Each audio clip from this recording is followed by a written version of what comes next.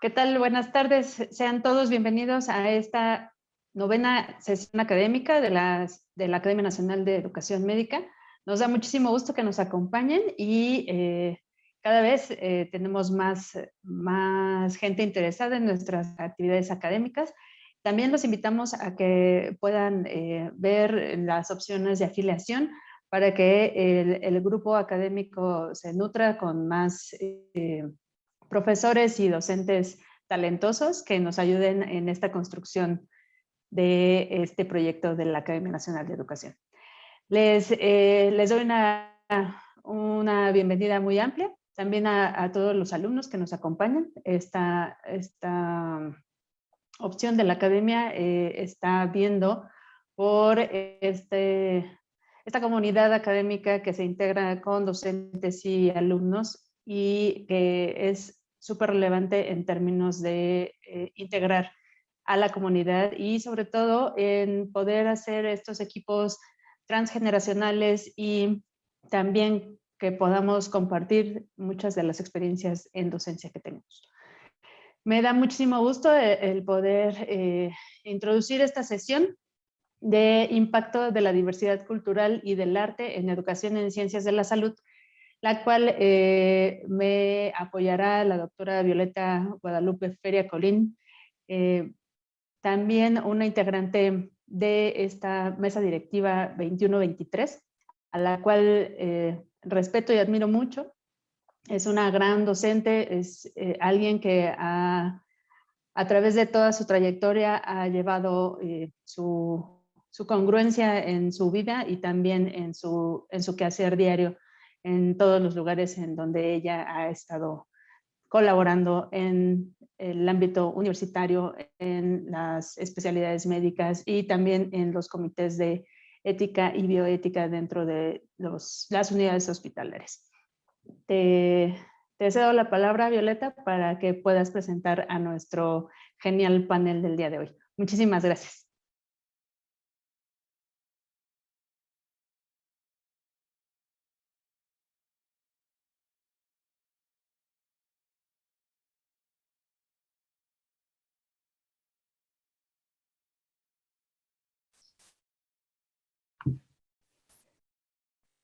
Buenas tardes. Vamos a tener el gusto de, pues primero, antes que nada, agradecer la invitación de la doctora Janet de la CANAMED para presentar un tema tan importante en estos momentos donde hablamos de valores, ¿verdad? Y entonces el tema de hoy que vamos a presentar son los valores del arte en la salud. Voy a tener el gusto de presentar también con ustedes a la doctora Graciela Aurora Mota Botello y a la maestra Gloria Pérez del Valle. En este momento empiezo con la presentación, la introducción. El médico. La maestra Juliana González Valenzuela, que es una de las pioneras en la bioética en México, hace una llamada de atención acerca de las cualidades que tiene el médico. Una disposición debe de tener el buen médico, disposición de conocimiento, de apertura, de reflexión profunda, racional y sensible, para defender sus propios principios y ayudar a los pacientes en los grandes enigmas y dilemas de la vida y de la muerte. El buen médico tiene convicciones y respuestas, nunca dogmáticas, para enfrentar los conflictos éticos sobre los límites de la prolongación o no prolongación de la vida, sobre el aborto, sobre la procreación y la fecundidad humana, sobre otros de los problemas éticos más serios que tiene la medicina en la actualidad, como son trasplantes de órganos e intervenciones genéticas. El médico, dice la maestra González Valenzuela, cuando el médico es consciente de aquellas creencias que limitan su comprensión de los sentimientos, del dolor del paciente, puede cambiar ese tecnicismo y el racionalismo deshumanizado por una conciencia humanista y una actitud de genuino respeto humanizado. El médico debe lograr un cultivo permanente de sí mismo. y estar siempre alerta y atento al conocimiento de las cuestiones humanas, filosóficas y éticas que rebasan puramente al médico. Esta parte a mí me parece extraordinariamente importante porque no nada más es terminar la carrera de medicina, ¿verdad? Cualquier profesional de la salud debe poseer una capacidad de respeto irrestricto a la decisión del paciente y a la de sus familiares. La decisión del paciente es sagrada, pero tampoco impide al diálogo. La principal ley ética que debe regir a los médicos y a los pacientes es una relación de libertad, de corresponsabilidad y comunicación permanente. El atender a un paciente, el atender a los profesionales del área de la salud, tenemos el privilegio, realmente es un privilegio, y la responsabilidad de atender al ser humano en todo lo relativo a su valor, a su salud, aspectos biológicos, psicológicos y sociales que provoca en esta paciente la pérdida de su equilibrio y aparece la enfermedad. Así el paciente nos permite entrar en contacto con aspectos íntimos y relevantes de vida para atender un problema de salud, relatando su historia familiar, describiendo la sintomatología, los detalles de inicio, el sitio del dolor, realizar un procedimiento invasor o quirúrgico, a veces no muy agradables, buscar consejos sobre problemas psicológicos e incluso individuales y o sociales. En todos los casos, cada paciente confía en el profesional y hará el paciente lo necesario para resolver su problema de salud. Esta intervención biológica, psíquica y social que nos autoriza el paciente merece un comportamiento cuidadoso, ético y científico de cada profesional que participa en su estudio y atención. Esto es una ética aplicada, una ética práctica de todos, vean ustedes, valores, ¿verdad? Integridad, moral, principios, honestidad, honor, responsabilidad, equidad, sociedad, etc.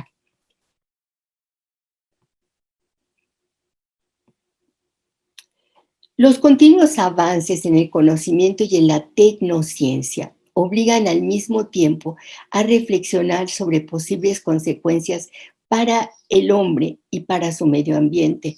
Y entonces recordamos que actualmente en esta tecnociencia donde se encuentra inmersa la medicina, las disciplinas de bioética que nos ayudan a aclarar los problemas dilemáticos de los valores en respecto a su ámbito, ya sea tecnológico, económico, social, valores personales, valores en conflicto, supone una gran herramienta que ayuda a resolver los dilemas éticos que surgen en la práctica médica. Es obvio, el médico debe de ser un buen médico ante este privilegio, ¿verdad? Y tener esta frase que decía Edmundo de Pellegrino: la medicina es la más humana de las artes y la más artística de las ciencias y la más científica de las humanidades. Y entonces, ¿por qué entra la reflexión con la filosofía, el compartir conocimientos, ¿verdad? El análisis cuidadoso y minucioso de la salud? No obstante, de que se preserve el interés, el paciente por encima de cualquier otra cosa debe seguir la secuencia de prevención, diagnóstico, tratamiento, rehabilitación, la búsqueda continua de mejores alternativas para los enfermos y los valores tradicionales de la profesión. Todos estos que hemos dicho, más esto que es tan importante, la compasión, el respeto y la solidaridad. Y aquí donde en las últimas décadas se ha visto que se necesita fortalecer e incrementar la relación entre el arte y las ciencias. Y si prescribimos arte, uno diría, ¿verdad? Y el papel del arte en la mejora de la salud y del bienestar, se pregunta Guardiola y Baños. Incluir la historia, la filosofía, la literatura y el arte, al tiempo que se considera que las humanidades son un recurso pedagógico útil e interesante para la formación de los estudiantes. Literatura, teatro, poesía, narrativa o historias de vida, ópera, cine, pintura, etc. Todo esto se presenta como una herramienta que puede ayudar al estudiante en formación porque clarifica objetivamente momentos de la vida. El arte y las humanidades, la literatura y el cine con perspectivas sobre este tema. En el 2019, la Oficina Regional de la OMS publicó un primer informe en el que examinaba la evidencia existente sobre el efecto de las actividades artísticas en la salud. En este informe se incluyeron los resultados de una revisión de más de 3,000 estudios y se examina la evidencia de las actividades artísticas en la promoción de la salud. El informe de la OMS proporciona una revisión exhaustiva de los beneficios para la salud, una participación que puede ser activa o pasiva en 5 amplias categorías: artes escénicas, artes visuales, la literatura, el arte en línea, en forma digital o electrónica, animación. Estas categorías combinan compromisos activos y receptivos y, lo que es también muy importante, trascienden las fronteras culturales y permiten la flexibilidad para que se desarrollen nuevas manifestaciones. Bueno, aquí sería prevención, promoción, gestión y tratamiento. No vamos a entretenernos en esto, pero porque estamos hablando de la salud emocional desde la perspectiva de la salud. ¿Quién nos enseña a sentir?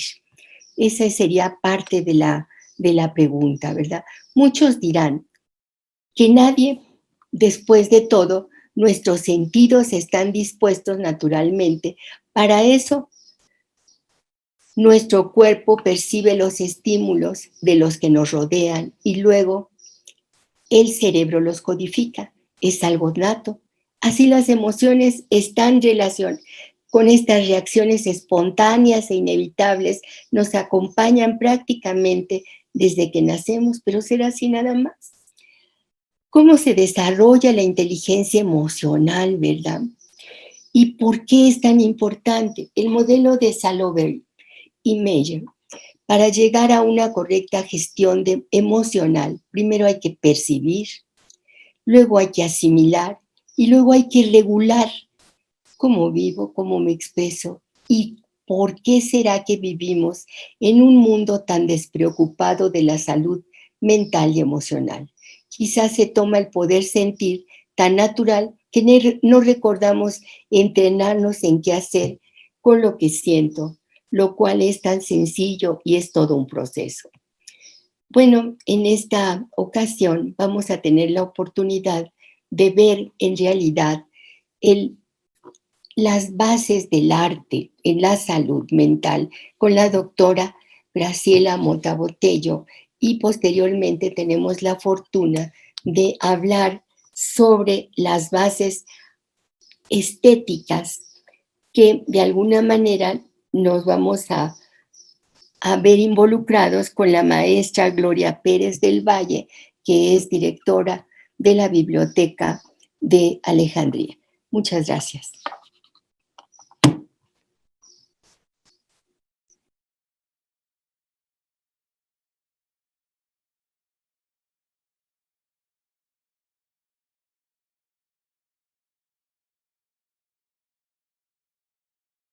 Muy buenas tardes. Es un gusto estar con todos ustedes en esta maravillosa reunión que ustedes tienen periódicamente.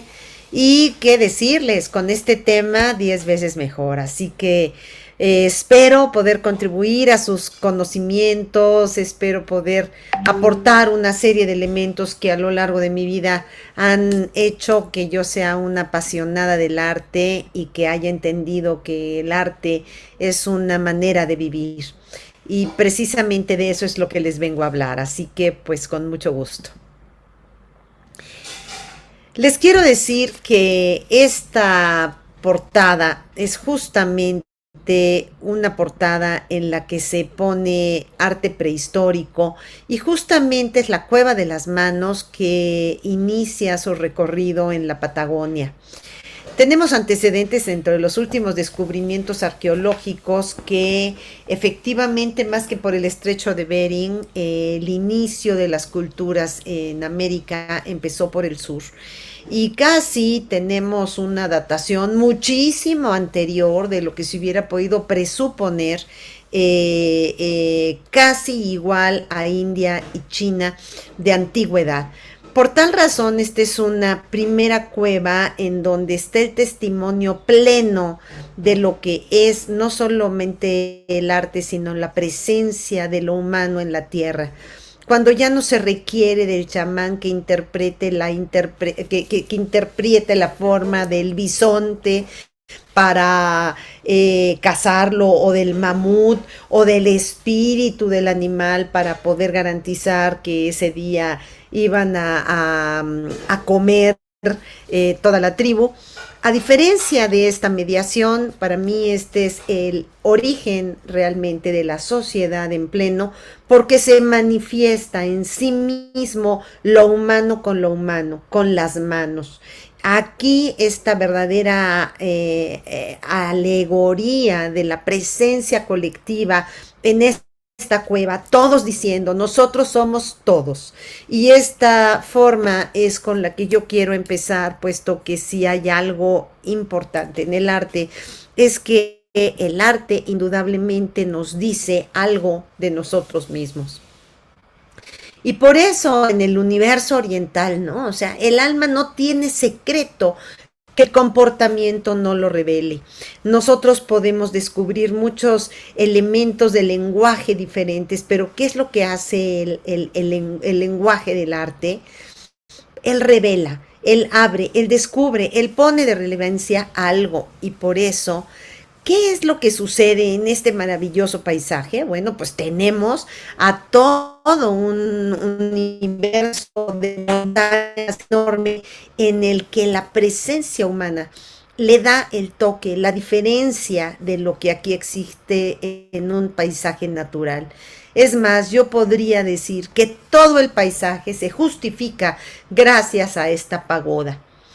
Como viene un antiguo haiku, también este es japonés, que dice, fuerte la garza que sobre la delgadez de su pierna soporta toda la belleza de un lago.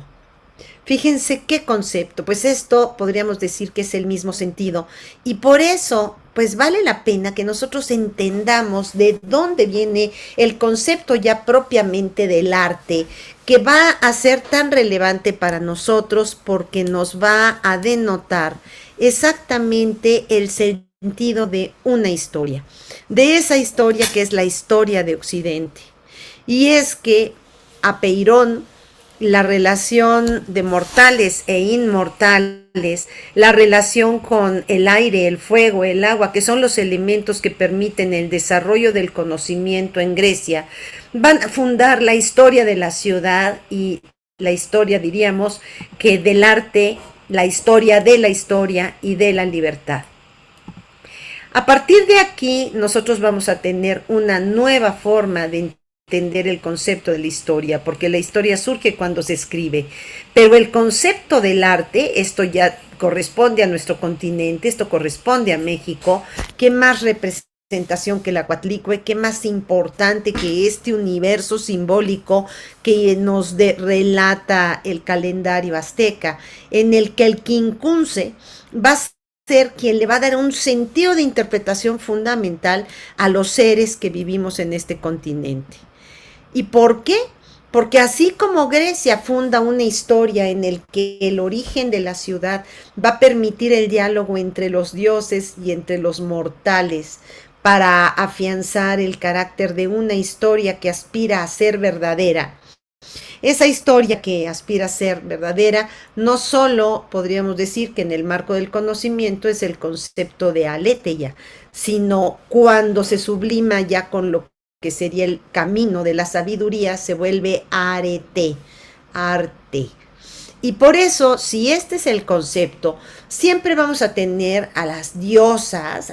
Aquí está Palas Atenea presidiendo esta maravillosa tribuna de las cariátides, en donde va a estar siempre mirando, retando en favor de la razón, de la negociación, de la contradicción, de la vida y de la muerte para condicionar lo que puede ser el desarrollo de la historia de la libertad. Todo esto es un universo de conocimiento que no existe, no porque no haya existido grandes aportaciones estéticas a lo largo de las ciudades, sino porque es hasta Grecia, es hasta el universo ateniense que surge como tal la filosofía. Y no podemos decir que esto se concentra en Atenas, se desarrolla en Atenas, pero esto viene ya desde Tales de Mileto, desde Anaxímenes, desde Anaximandro, que se les considera a la vez que filósofos los primeros físicos, puesto que sus preguntas hacen de su universo clásico esta relación entre Parménides y Heráclito que nos va a dar el carácter de lo que posteriormente Platón, Sócrates van a desarrollar como un sistema de pensar occidental y que va a ser ampliamente consolidado por Aristóteles. Sin embargo, el origen es el mismo.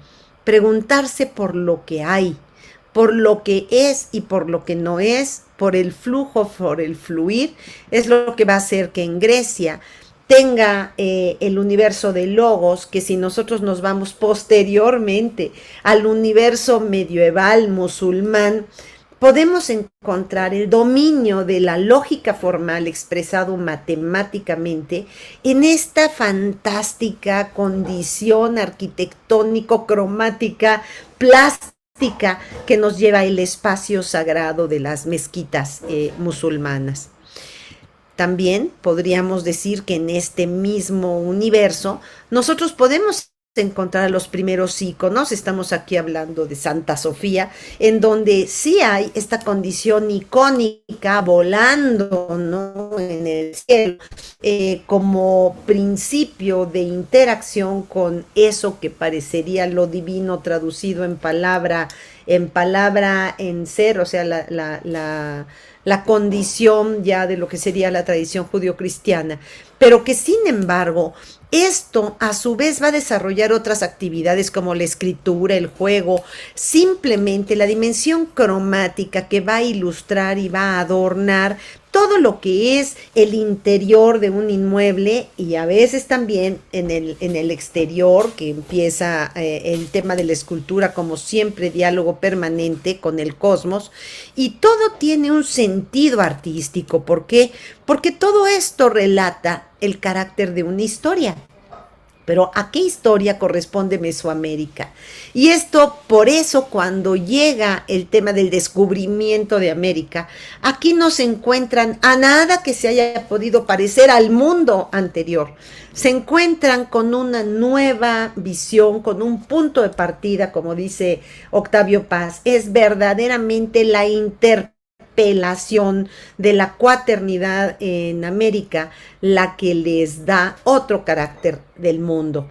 Y es entonces que el quincunsen, que es el concepto del centro, puede llevarnos a entender esa Coatlique que todo mundo la ve temerosos, porque a la vez que da vida la quita, porque a la vez que alimenta inhibe la fertilidad, todo este mundo que tiene que ver con lo mismo que es el origen de Grecia y que es la relación de los seres humanos con el cosmos, en el caso de América va a ser otro el punto de partida. Y sobre todo marco el tema del quincunsen, puesto que se desarrolla de manera espectacular en Mesoamérica. El quincunsen sigue siendo la cuaternidad, cosmos, supramundo, inframundo, tierra y agua. A partir de aquí, dense cuenta, la diferencia con Grecia es que no hay relación mortales e inmortales, sino todo el origen occidental que tenía que ver con fuego, aire, cielo y tierra. Aquí nosotros lo integramos solamente con elementos naturales.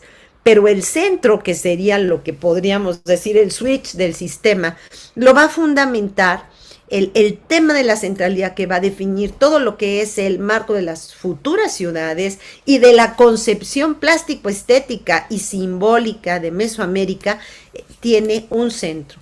Y este centro, que podríamos, si nosotros nos ponemos en el espíritu matemático del conocimiento, casi podría ser hasta la mónada leibniziana, que es inteligente por sí mismo. Diría Edgar Morin, es poética, ¿no? Inteligente, inteligible por sí mismo. Es este concepto que ya desde aquellos entonces en América van a dar lugar a una nueva historia.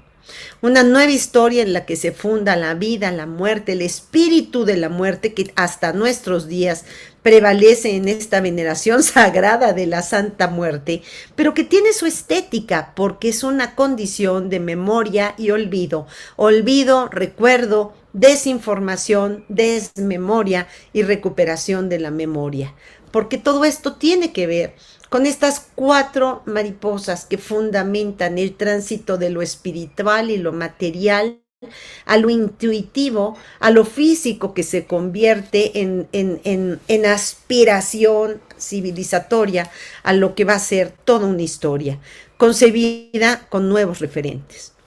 Por esto es importante que cuando hablemos de arte público, porque es el arte público el que define la necesidad de alumbrar el arte también privado, intimista. Pero es la condición del arte público, por ejemplo, en el caso de Hegel, llama a Grecia, ¿no? Es el ejemplo de lo que es la religión del arte, porque todo es arte. La gran aportación de los seres libres, ¿no?, de esa Grecia ateniense, es precisamente aportarle una bella arte a la ciudad. Este es un valor de civitas, es un valor de eleuteros, que son los ciudadanos libres, que precisamente por serlo aspiran a aportarle algo al espíritu de la memoria.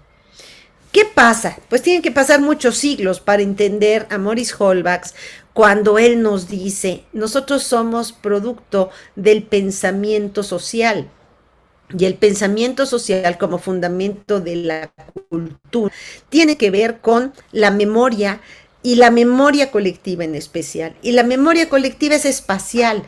El relato individual puede cambiar de trayectoria, pero la memoria colectiva es espacial, y por eso el fundamento del arte público es lo que nos da sentido de identidad y origen. Aquí, por ejemplo, les pongo, todas estas son fotos que aluden a un patrimonio mundial. Aquí tenemos patrimonio medieval, está nuestra ciudad de Tlacotalpan. Esto es después de la guerra. ¿Dónde está lo estético aquí? Y sin embargo hay una estética también de la guerra terrible. Pero vean, por ejemplo, este maravilloso camarón, o creo que es una langosta fantástica de Ensenada. ¿Qué nos pasa? Que nosotros como seres humanos no somos estrictamente racionales, y precisamente por eso, nos dice Gardner, habría que entender el tema de lo que son las inteligencias. Nuestro pensamiento, cuando solo lo orientamos a causa-efecto, se nos desdibuja el pensamiento alternativo, se nos amuela, se nos atrofia el pensamiento consecuencial, porque no tenemos mirada. Más que nada estamos enlazados con un pensamiento teleológico medio fin. Pero, ¿qué nos dice el espíritu del arte? Hay algo que es más importante, y siempre tiene que ver con el pensamiento alternativo, que nos va a llevar a encontrarnos con un maravilloso ejemplo de lo que es un artista. Aquí tienen ustedes a este señor que está acá abajito y que es Leonardo da Vinci. Y justamente Leonardo, precisamente haciendo un juego de espejos, es que empieza a descubrir el elemento de la proporción y de la perspectiva. Son las grandes aportaciones. Pero ¿qué es lo que esto le va a permitir a Leonardo? Bueno, también en esta transfiguración mágica nosotros podemos entender que tanto Leonardo como la misma condición tenemos aquí, por ejemplo, Ciudad Universitaria. Este es un ejemplo de una ciudad que está considerada patrimonio mundial.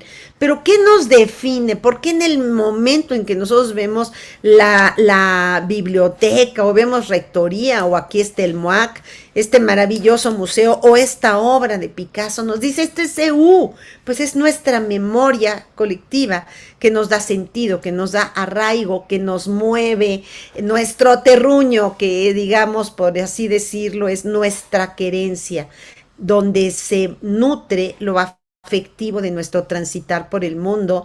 Y por eso aquí hemos visto atardeceres o hemos visto, vean, por ejemplo, el arco iris, quizá después de salir reprobados de una materia o aprobadísimos después de un examen profesional. ¿Me entienden? O sea, todo esto va generando una narrativa que nos rodea de arte. ¿Por qué?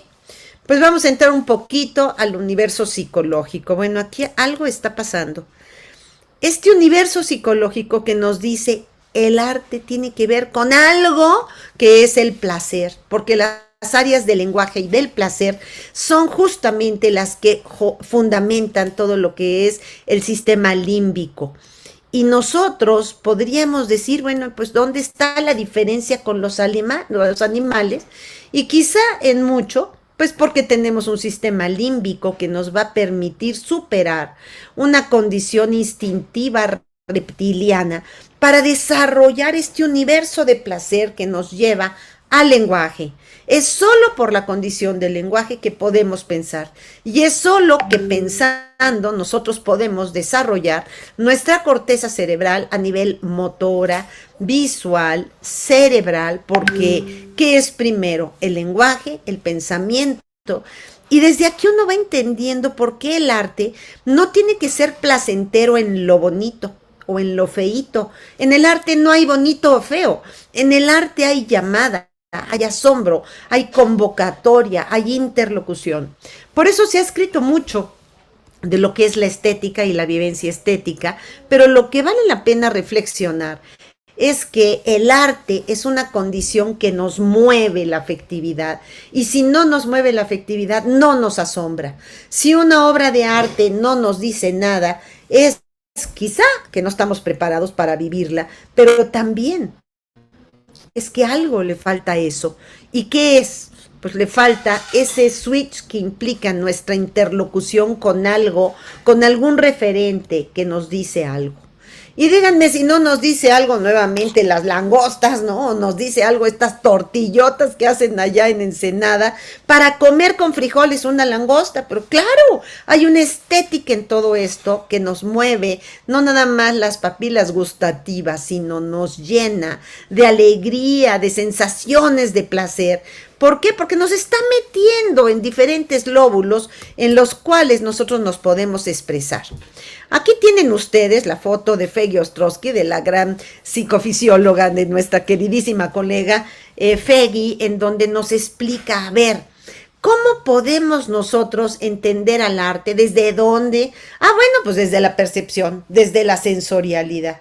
Y ella nos dice, a ver, por ejemplo, ¿cómo podemos reconocer la textura, el color, la figura? Y cómo a través de las leyes de la pregnancia, que es el tema de la Gestalt, nosotros podemos articular un significado que, por ejemplo, aquí Magritte nos da con este rostro en el cual es erótico, pero también tiene una mirada, pero también tiene una fascinación, un paisaje profundamente interior en un objeto externo, o viceversa.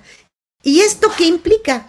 Pues que la percepción por sí mismo nos permite una ilusión óptica misma que no necesariamente es la que le aplica regla al arte. Sin embargo, sin ella no podríamos jugar en lo que viene siendo esta concepción que conecta lo simbólico, perceptual, con lo que sería la integración de un juicio que nos lleva a integrar también el concepto de un objeto. ¿Por qué voy a decir que esto es una cara cuando no es una cara? Bueno, porque la tendencia perceptual que tenemos, la gestalt hacia la buena forma, nos permite apoyarnos en referentes previos para darnos un sentido metafórico de un objeto que puede significar algo igual, pero mejor o diferente. Entonces uno dice, pero ver, ¿cómo está eso? Bueno, pues porque en el caso de la plástica, nosotros vamos a tener elementos que nos van indicando forma, perspectiva, abstracción, simetrías, proporción, que nos van a dar un determinado significado, independientemente de que nos guste o no nos guste. Quizá haya quien les guste mucho porque cuesta mucho dinero Botero y está en Sotheby's vendiéndose muy bien, y entonces lo que les gusta es el dinero y no la obra. Puede ser también, pero la obra va muchísimo más allá de esta condición utilitaria. Por eso quise pasar de la psicología y este recorrido de la psicología a otra nueva condición para entender el arte. Y aquí vamos a ver a un Leonardo jovencito que nos dice, el artista no crea el arte, más bien lo trasciende, viene de una historia. ¿Por qué? Porque el artista no se mueve en el plano del pensamiento lógico o del entendimiento formal. Más bien, a través de la obra, el artista significa el mundo que tiene la propia obra. Y al ser así, devela, la nombra, la desoculta en el marco de lo que puede ser toda una metáfora imaginaria. Por eso nos dice Jean-Paul Sartre, el arte no se vive con los ojos, se vive con la imaginación. Por tal motivo, independientemente de la gestalt y la ley de la pregnancia, el arte no se siente por la percepción, sino se profundiza en él mediante la imaginación, en donde rebasamos lo positivo de una cosa sensible para ir construyendo un objeto, para ir pensando un pensamiento abstracto de objetos que no son pensados, pero que sí pueden combinarse para darnos soluciones diferentes. Y aquí entonces nos estamos encontrando esta relación de salud y arte, en el cual uno dice, bueno, mínimo alguien que sabe de arte se volvió más inteligente. ¿Por qué? Porque está necesariamente trabajando con la transfiguración de los objetos, con aquel elemento que nos hace de este joven florentino quizá el arquetipo de todos los artistas. ¿Quién no quisiera ser un Leonardo? Vean nada más los impactos, ¿no? Esto que estamos hablando de Luca Pacioli, este maravilloso, ¿cómo se llama? Este maravilloso monje con el que se emplaza a Leonardo a trabajar, a formarse cada vez más, y a través de él empieza a desarrollar los elementos de la proporción y de la perspectiva, pues es junto con todas sus enseñanzas, como con el tema del avance de su enorme destreza en dibujo, él va a descubrir algo más de lo que es la perspectiva. Pero él nos dice, la imaginación no ve tan excelentemente como el ojo, que recibe el aspecto o similitud de los objetos, transmitiéndolos a la sensibilidad, y de la sensibilidad al sentido común, que es el que juzga. Esto nos lo dice Leonardo.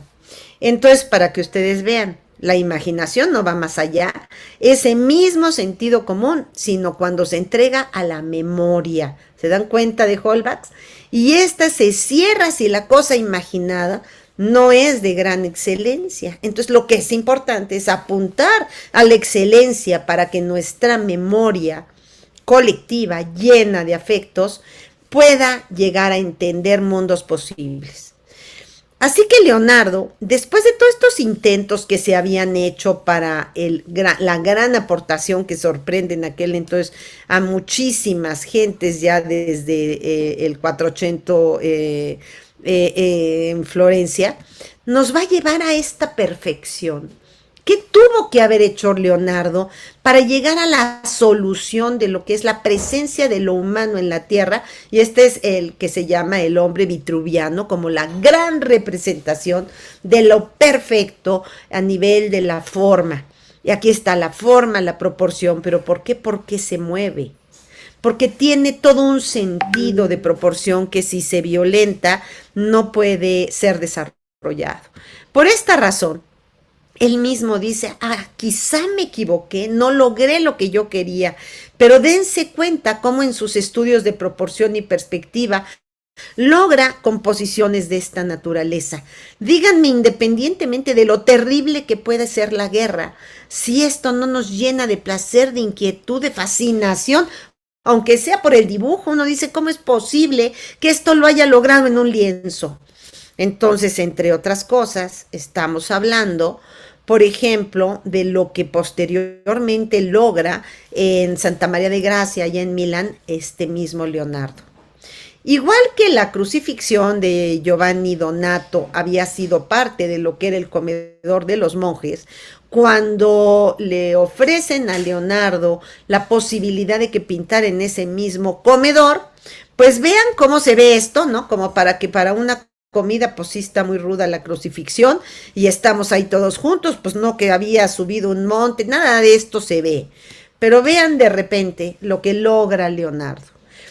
Actualmente, pues estas figuras están ya muy desdibujadas por más que se puedan restaurar. Lamentablemente ocurrieron muchas cosas, pero Leonardo pone una cena en la que parece que se está cenando con cada uno de los apóstoles y con Jesús.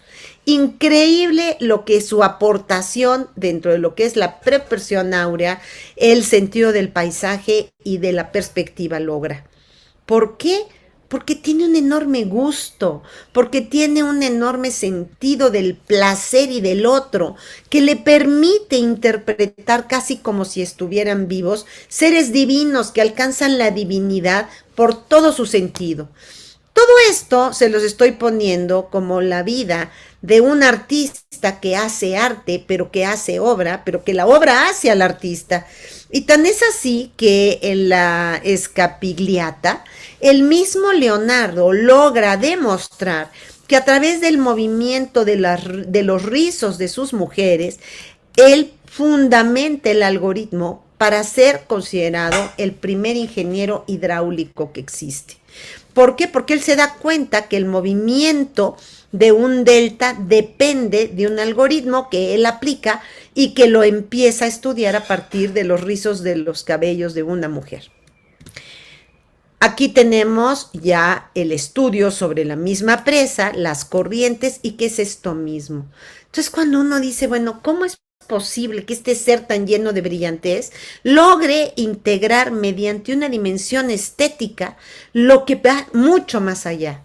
Vean el Bautista, el San Juan Bautista de Leonardo. ¿Qué es? Pero no puede uno dejar de entender esta maravilla, porque en su interrogación está la respuesta. Puede ser todo, puede ser lo que tú quieras, pero ve la proporción, vele la luz, vele la mirada, vele la belleza, aunque no lo quieras aceptar.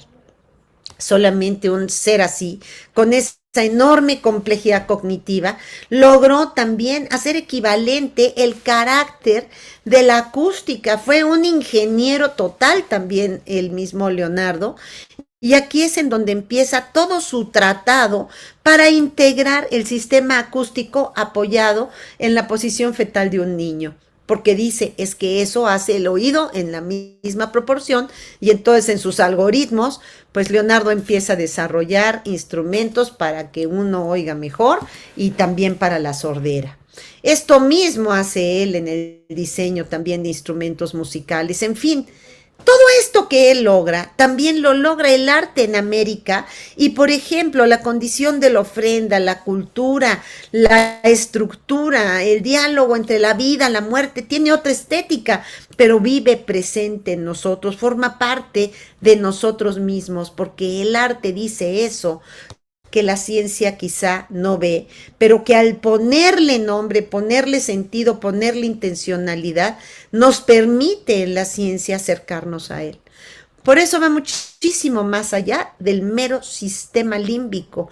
El arte es todo el universo de un mundo que alumbra, y por eso podríamos decir que todas las tradiciones, las festividades, las reproduzcamos o no, forman parte de nuestra memoria, forman parte del sentido que nosotros tenemos en la relación con cielo, tierra, aire y fuego. Ese es el universo de nuestra presencia divina que se ofrenda al espíritu del anhelo de vivir mejor, de vivir en un destino mejor, en un mejor destino común, lo que nos lleva a reiterar. Miren, ahora que estuvo aquí don Goyo con todas las fumarolas, yo no sé si verdaderamente se veía o no se veía esta fumarola, pero por lo pronto dijeron, hasta don Goyo está poniéndonos aquí a la Catrina, a través de sus fumarolas, porque estamos en los momentos sagrados, y siempre uno ve esta reiteración, esta necesidad de afirmación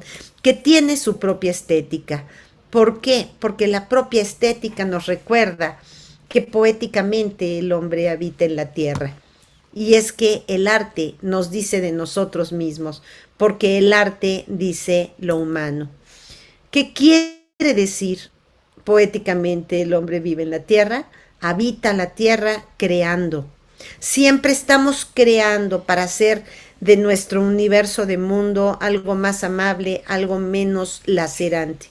Ahora que estamos viviendo con tanta amenaza después del COVID, y que se habla de esta nueva ola, ¿no?, terrible, de en donde la verdadera enfermedad es la enfermedad mental, la enorme afectación en el deterioro de las personas, que ahora es la repercusión del COVID, del encierro, etcétera, del miedo y la incertidumbre en todos nosotros. Bueno, pues nos llevan al arte. Para mí, les quiero decir que ha sido fantástico estar con ustedes, porque me regresé a mis libros, a mi tesis de doctorado, en la cual pues verdaderamente yo soy una fascinada y una gran apasionada del arte, en el cual he descubierto que, si bien la estética experimental sería esta aproximación científica para intentar comprender lo que es la vivencia de la obra de arte, pues no, se queda muy corta, porque la vivencia de la obra de arte se vive en esta triple relación espectador, creador y obra. No sabe uno qué tanto la obra nos ilumina, no sabe qué tanto la obra es iluminada por nosotros, y tampoco el creador sabe qué tanto a través de su obra él nos ilumina. ¿En dónde se da esta relación? Bueno, pues esta sería, yo diría, es el paradigma estético de la vida misma, porque la vida no se estudia, la vida se vive. A partir de lo que uno vive viviendo la vida, está el pretexto de estudiarla, de clasificarla en objetos de estudio, de orientarla al conocimiento para que la vida no muera. En estas épocas de tanta angustia, de tanto dolor, de tanta presión, de tanta incertidumbre, la vida no puede morir. Y es por eso que es fantástico estar hablándoles del arte, y por todo esto pues les doy las gracias. Muy buenas tardes.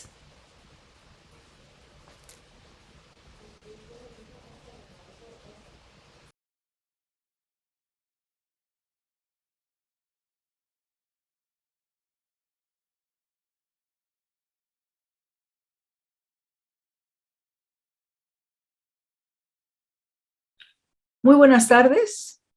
Pues muchas gracias, antes que todo, por permitirme hacer esta presentación, compartir con ustedes algo de lo que yo hago y me dedico. Mi nombre es Gloria Silvia Pérez del Valle. Yo tengo la maestría en filosofía y tengo además una certificación en un método que se llama método aplicación mental. Cuando surgió esta invitación, pensé en poder hacer una estructura que motivar a las personas que van a escuchar esta presentación a hacer un cambio en aquello a lo que estamos acostumbrados a pensar, y probablemente podemos descubrir aquí una nueva oportunidad de mejorar nuestra salud a través de hacer ciertos cambios en la manera en que nosotros pensamos. Entonces, bueno, el título es Estética y Salud Mental. Lo primero que vamos a abordar es, hay un problema que no se ha podido resolver, no se había podido resolver, y es cómo se da esta relación de la mente con el cuerpo. Voy a hacer brevemente un recorrido histórico, y bueno, tenemos por ejemplo el caso de Platón, que seguramente muchos de ustedes lo escucharon en la preparatoria, en donde él hablaba que nosotros vivimos como, vamos a decir, tenemos dos posibilidades de estar, en un mundo inteligible y en un mundo sensible.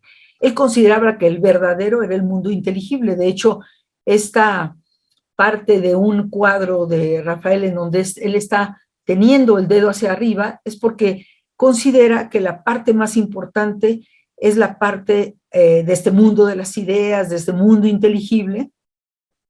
Por otro lado, otro filósofo también que abordó este tema, entre muchos otros, ¿verdad? Pero nada más me voy a referir tanto a Platón como a Descartes. René Descartes también fue el padre de la filosofía moderna y alguien que estuvo interesado en saber cómo podía conciliar estas dos entidades mente-cuerpo. René Descartes finalmente llega a la conclusión de que, bueno, esta conexión que se da entre estas dos entidades es la glándula pineal. Pero estamos hablando que finalmente pues, la glándula pineal es parte del cuerpo. Entonces, ¿cómo se puede transformar algo que es intangible, del orden, digamos, de lo invisible como la mente, con el cuerpo? Y esta es la primera pregunta con la que voy a iniciar y que vamos a ir tratando de responder. La relación de mente-cuerpo tiene la problemática porque parece que estamos hablando de dos cosas diferentes. Por un lado la mente, por el otro lado el cuerpo. Pero si cambiamos la perspectiva y razonamos un poco, nos daremos cuenta de que el cuerpo es un reflejo de la mente, la sombra de la mente. ¿Por qué razón? Porque innegablemente, y vamos a tratar de establecer todos estos conceptos con bases firmes, con bases científicas innegables. Nadie puede negar que nosotros, nuestra actividad primordial es pensar.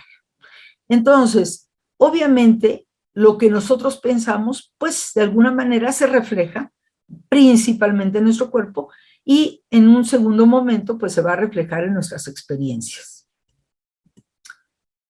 Por lo tanto, podemos decir que la causa absolutamente de todo es nuestra mente, son nuestros pensamientos. Aquí tenemos un ejemplo. A alguien se le ocurrió un día, por ejemplo, hacer un vaso.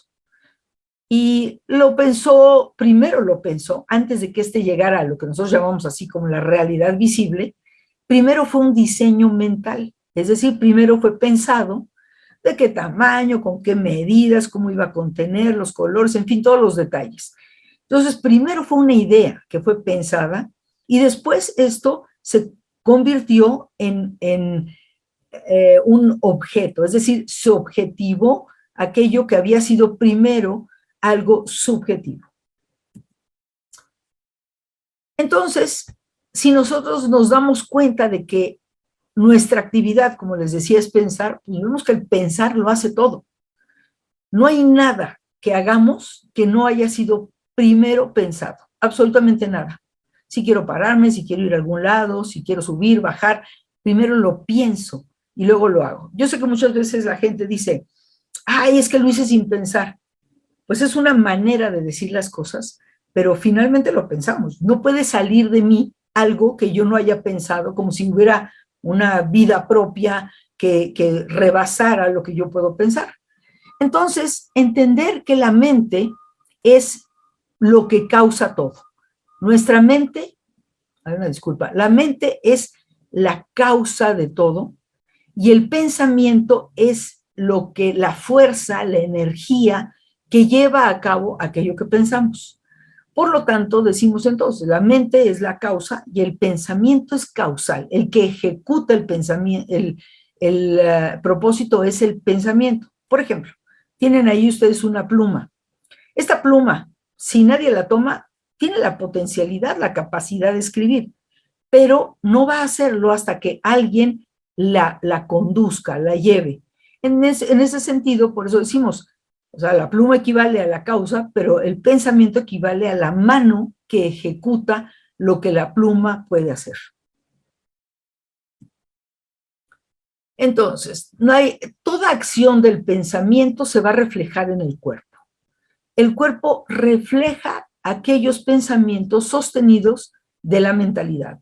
Y en este sentido, hablando del tema que estamos abordando, pues decimos, todos los aspectos que tienen que ver con la salud proceden de mi pensamiento, del mismo modo que la enfermedad. Probablemente esto les suene como raro, porque mucha gente dice, ay, ¿cómo? Yo no quise pensar en una enfermedad. ¿Cómo es que, a ver, por pensarla la estoy experimentando?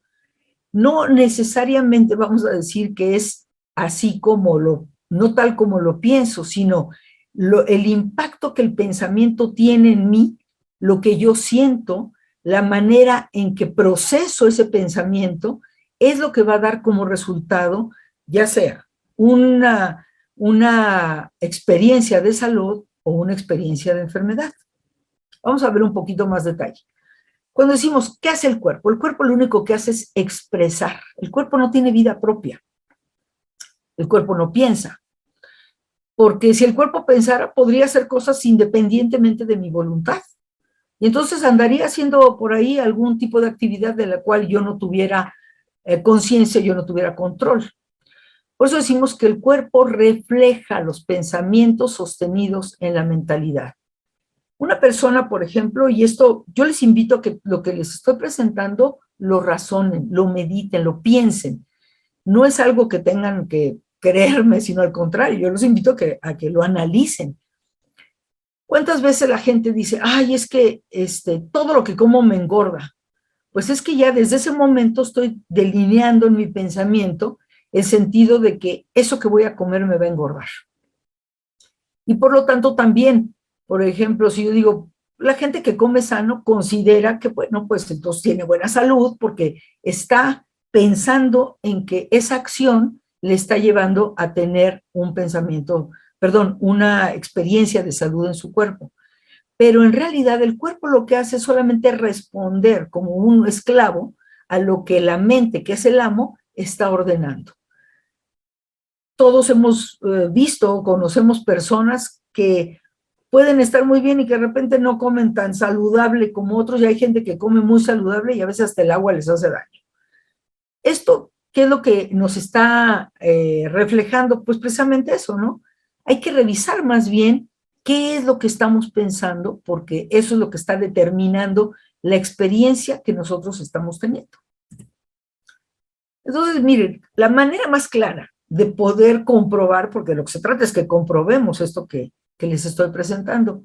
Cuando estamos felices, ¿qué es lo que se refleja en nuestro cuerpo? Sonrisa, alegría, pues estas expresiones de energía, de gusto. Pero por otro lado, cuando estamos teniendo pensamientos de tristeza, de cansancio, de dolor, pues obviamente también se reflejan en el cuerpo. Así es de que no puede ser que yo tenga así un cansancio, pero estoy pensando en mucha energía. Y entonces, así como que sería como contrario a que el cuerpo esté reflejando algo que yo no pienso. Esto nos evidencia claramente la incidencia que tiene directamente el pensamiento en el cuerpo. Entonces, nos preguntamos, bueno, entonces finalmente, ¿qué es el cuerpo? Pues es eso, es el espejo de mi pensamiento.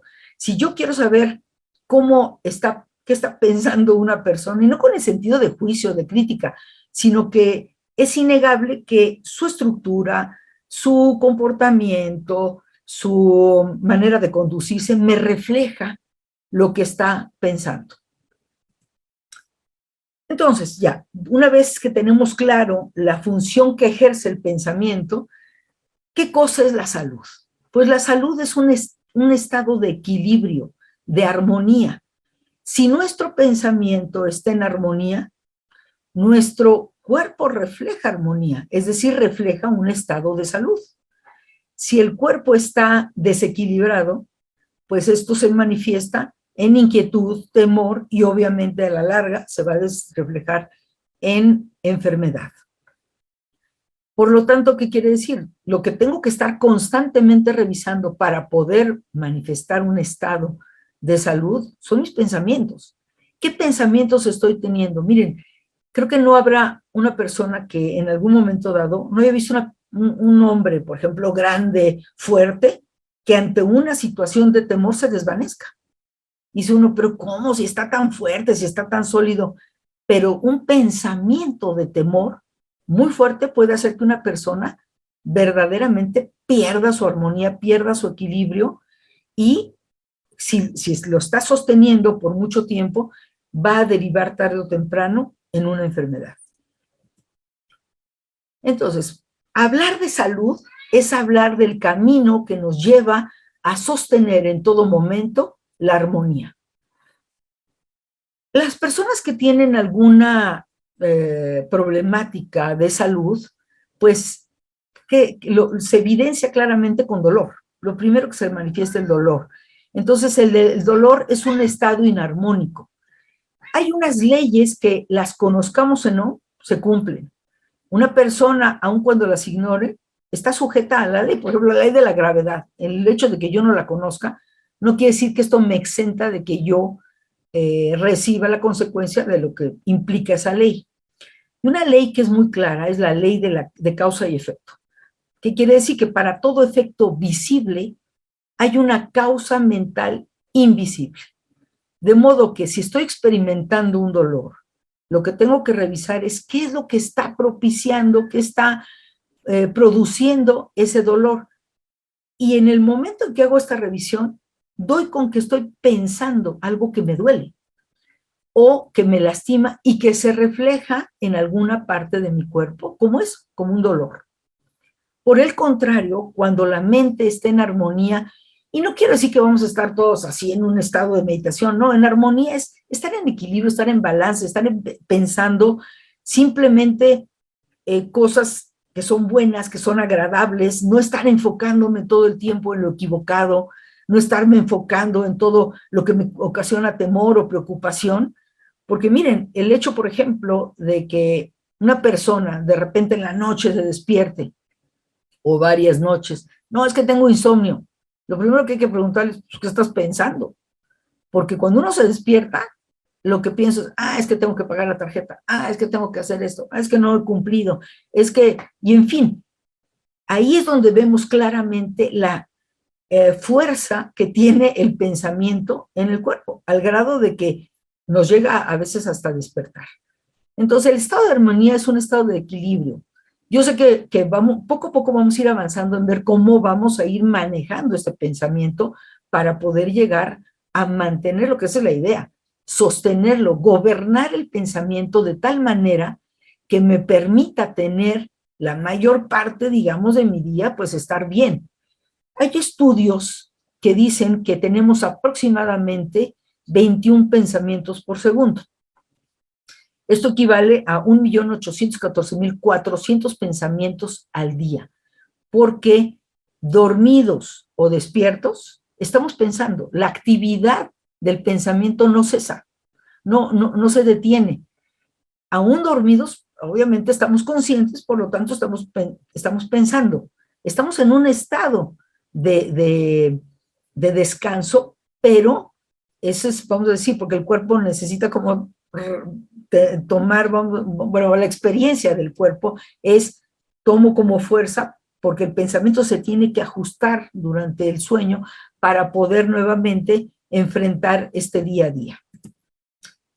Entonces, todas las enfermedades tienen básicamente 3 orígenes. O bien es temor, o bien son creencias que hemos adoptado, o bien ya cuando son enfermedades crónicas, lo que hay que revisar cuáles son esos hábitos de pensamiento que la persona ha sostenido y que lo ha llevado a experimentar ese reflejo que llamamos enfermedad. Me voy a tener un poquito nada más brevemente para explicarlo. El temor puede ser, por ejemplo, pues lo que sucedió en la pandemia. Es que nos puede pasar, nos podemos morir, te van a tener que entubar. Todo esto, ¿qué es lo que causó? Temor. Y mucha gente experimentó estas circunstancias, ¿debido a qué? Debido al temor. Cuando hay este temor extendido en toda la población, pues uno pensaría, bueno, si fuera algo, vamos a decir, universal, todo mundo tendría que haber tenido exactamente la misma experiencia con respecto a la enfermedad. Pero ¿qué nos arroja esto? Que hubo diferentes experiencias. Hubo quien la pasó muy mal, hubo quien desafortunadamente dejó esta etapa, hubo quien salió bien después de un tiempo, hubo quien le fue muy leve. Y miren, tan es así que ahora, ya que ha bajado el temor, estamos viendo que a lo que le llaman estas nuevas cepas, pues bueno, simplemente yo considero que va orientado al hecho de que ha disminuido el temor y la experiencia de la enfermedad cada vez es menor y se está teniendo con mucha menor fuerza. En algunas personas dicen, no, es que le dio de todos modos igual de fuerte. Bueno, pues habrá que revisar cómo está su temor, porque ¿qué es lo que hace que una persona esté bien y otra esté mal, una esté enferma y una esté sana, una sea rica, otra sea pobre? Pues lo único a lo que podemos llegar es al hecho de que lo que nos distingue a unos de otros es el pensamiento, lo que cada quien piensa. El siguiente aspecto es el de la creencia. Por ejemplo, la gente que tiene la creencia de que las fresas pues le causan alergia o que el frío le causa también problemas respiratorios. En fin, la creencia es algo que también lo podemos ver. No a todo mundo le pasa lo mismo. Por eso es una creencia, porque depende de cada individuo, depende de cada persona cómo es o sea, qué sentido le está dando. Y hay personas que pueden comer tranquilamente 1 kilo de fresas, bueno, a lo mejor exageré, pero pueden comer muchas fresas y no les pasa nada. Y otras personas que, bueno, nada más haber rozado la fresa con el hot cake que se comió, pues resulta que ya le causó la alergia. Entonces, el resultado de estas creencias también va hacia la enfermedad. Entonces ya tenemos dos, una puede ser por temor, otra puede ser por creencia, y en las creencias también yo aquí incluyo lo que nosotros llamamos herencias. Es que los genes que tuvo mi abuelo y que le pasó a mi papá y que nosotros también lo compartimos, por eso es que tenemos en esta familia tal enfermedad. Miren, creo que lo que podemos hacer aquí es revisar y analizar cuántas veces repetimos los pensamientos que nos transmitieron nuestros padres, y nuestros padres a su vez lo repiten de nuestros abuelos.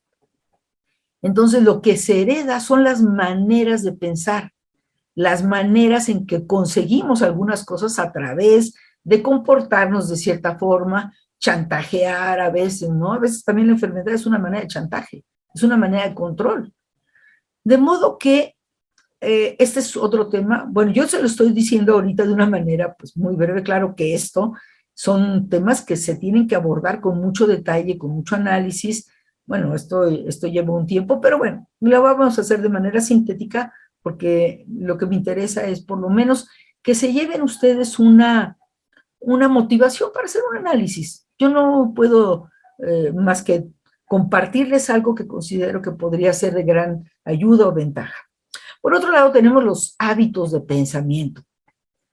¿Esto qué se refiere? Pues se refiere a las enfermedades crónicas, cuando ya la persona, por hábito, ha pensado toda su vida de una determinada manera, que por eso tiene o manifiesta una enfermedad crónica. Aquí no quiere decir que esto no se pueda componer, por supuesto que se puede arreglar, por supuesto que se puede mejorar muchísimo la salud, a veces con cierto tratamiento hasta erradicarlo, cuando se encuentra la raíz de ese hábito de pensamiento. Para esto, pues sí, se requiere de una introspección, de una búsqueda, de un análisis de uno mismo, y poco a poco podemos llegar a ello y empezar a cambiar ese hábito. La manera de cambiarlo, y esto lo veremos ya más adelante, al final de la plática, en donde es empezar a ver de verdad la perspectiva de la belleza que es estar vivo. Ese es por eso es que también lo oriento mucho al aspecto de la estética, que lo veremos en su momento. Bueno, miren, el sanar tiene que ver con otra ley, que es la ley de la proporción. La ley de la proporción nos habla de que en la misma proporción en que se mantiene un pensamiento en la mentalidad, en esa misma proporción se va a manifestar en nuestro cuerpo o en la realidad. Si yo mantengo una proporción alta de pensamientos buenos y correctos en mi mentalidad, voy a lograr, obviamente, una manifestación en mi cuerpo de salud, de bienestar, de tranquilidad, de armonía. Hay personas que todo el tiempo se están quejando y que todo el tiempo tienen problemas de salud y que todo el tiempo, si no les pasa una cosa, les pasa la otra. Están ya tan predispuestos que aquí claramente vemos la operación de esta ley de la proporción, que es una ley, vuelvo a lo mismo. La ley es un precepto que en el momento en que se activa, automáticamente se ejecuta. Esto quiere decir que si yo me estoy haciendo consciente que constantemente estoy repitiendo, es que no puedo, no puedo, no puedo, o esto está muy difícil, o esto no es para mí, o es que con cualquier cosa me enfermo, ¿en qué proporción estoy sosteniendo un pensamiento? De modo que cuando llega, rebasa la media, es decir, ya va más allá del 51%, se empieza a manifestar. ¿Y por qué se va a manifestar? Porque el cuerpo lo que está haciendo es ayudarme. Miren, la gente cree que la enfermedad es una maldición, pero en realidad es una bendición. Es una bendición que a través del cuerpo me haga yo consciente de todos esos pensamientos equivocados que he estado sosteniendo y que el cuerpo me dice, a ver, vamos a decirlo de una manera medio caricaturesca, ¿no? A ver, cambia el pensamiento, porque mira lo que estás provocando. Es una manera de decir que el cuerpo me revela cuál es en qué área es donde yo tengo que hacer el cambio. Miren, hay algo que brevemente, porque ahorita les digo, nada más es una probadita, pero brevemente hay algo que se llama un diagnóstico mental, y es muy claro que el cuerpo, cada órgano del cuerpo está dándonos la pauta de cuál es esta facultad que yo tengo que corregir. Por ejemplo, el hígado, y de acuerdo con la misma función que hace, ¿no? Entonces, si analizamos cuál es la función que hace el hígado, que es este sentido también de depuración, tiene que ver con la paciencia. Y la paciencia no es inactividad. La paciencia es estar tranquilo, esperando que sucedan siempre las mejores cosas. Pero ¿qué es lo que hacemos? Siempre estamos pensando, piensa mal y acertarás. Esto implica que por delante siempre ponemos lo equivocado y lo malo. Claro, porque acuérdense lo que les he dicho, todas las enfermedades tienen que ver con temor, creencia o carácter. Habrá que revisar cuál de estas es la que está provocando el daño. En el caso de los pulmones, ¿qué es? Pues la respiración, es la inspiración en la vida. Entonces, todas aquellas enfermedades referidas a los pulmones, la persona tendrá que revisar cómo anda su inspiración en la vida, porque esa es la función que hacen los pulmones. En el caso del estómago, por ejemplo, el estómago tiene que ver con el análisis, con el razonar las cosas de manera correcta. No nada más razonarlas de manera correcta. ¿Por qué? Porque el estómago, después de todo el proceso digestivo que empieza desde la salivación, pasa por todo el tubo digestivo, llega al estómago, salen los ácidos, desbaratan el alimento, es decir, es ahí la fragmentación. Analizar significa fragmentar. Por lo tanto, el estómago lo que hace es fragmenta, desfragmenta más bien, analiza, y cuando la persona no razona lo que le está pasando, empieza a tener problemas del estómago. Y miren, esto es algo que ya muchos estudiosos, hay un señor por ahí que se llama, un doctor que se llama el doctor Bruce Lipton, que tiene un libro que se llama La biología de la creencia, en donde es muy claro cómo la función que la mente tiene sobre el cuerpo, cómo manifiesta en el cuerpo. Y bueno, habrá que revisar, es decir, cualquier enfermedad que tenga que ver con el estómago tiene que ver con esta capacidad de análisis, de razonamiento con base en lo correcto, no llevarlo a que no, pues a todo lo malo. Los riñones también tiene que ver con la discriminación, entendiendo por discriminación la capacidad de diferenciar lo correcto de lo equivocado. La sangre, que es la que corre por todo el cuerpo, pues tiene que ver con el amor. Y el amor no en el sentido así romántico, no. En el amor en el sentido de inclinación hacia el bien, hacia buscar lo bueno.